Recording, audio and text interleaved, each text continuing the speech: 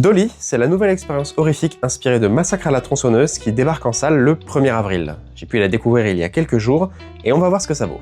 Dolly raconte l'histoire d'une tueuse à l'instinct maternel très exacerbé, vivant dans les bois et portant un perturbant masque de porcelaine. Et avant de parler du film en lui-même, il faut que je parle de quelque chose en particulier.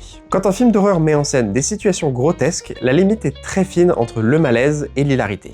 Souvent, ça dépend de plein de critères qui influent sur le fait de prendre un film au sérieux ou pas, et quand j'ai regardé Dolly, j'ai pas arrêté de sauter d'un état de pensée à l'autre. Là où Dolly excelle à mes yeux, c'est quand il veut dégoûter son audience. Il y a pas mal de moments particulièrement efficaces et complètement lunaires qui savent instaurer un malaise très épais. J'avais limite l'impression de regarder un film fétichiste par moment, et même si j'ai longuement hésité à me fixer sur ce que j'en pensais, je pense aujourd'hui que c'est sa plus grande force. Autre chose de positif mais de plus personnel, j'aime beaucoup le grain constant sur l'image, et l'esthétique maison de poupée, c'est quelque chose que j'affectionne beaucoup, surtout dans l'horreur, parce que ça fait écho à des peurs personnelles de mon enfance. Voilà, maintenant je vais être moins gentil. Le premier souci qui saute aux yeux, c'est que Dolly en demande beaucoup trop à la suspension d'incrédulité de ses spectateurs. Il y a énormément de situations bien trop absurdes pour prendre l'expérience au sérieux, et c'est là qu'on en revient à ce que je disais juste avant. Beaucoup de personnes rigolaient dans la salle quand j'ai vu le film, et honnêtement, je comprends pourquoi. Niveau façon de filmer, il y a eu un peu un shift dans mon appréciation au fil du visionnage.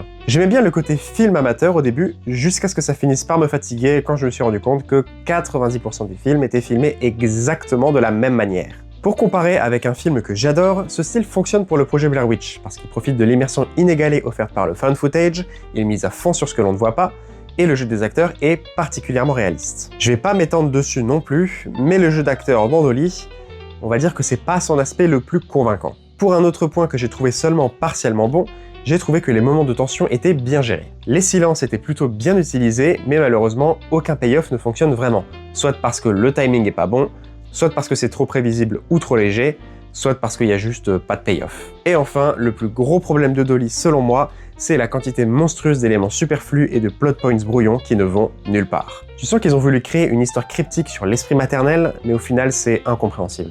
Globalement, tout ce qu'il y a d'intéressant aurait pu tenir dans un format court ou moyen métrage grand max, et j'ai l'impression qu'ils ont voulu écarteler artificiellement leur histoire avec des sous-textes et des storylines superficielles. Voilà, c'était mon avis sur Dolly. Le film sort le 1er avril dans les cinémas français, et malgré tout ce que j'ai pu vous en dire, je vous conseille d'aller le voir vous-même pour vous construire votre propre avis, parce que ça reste une expérience assez fun.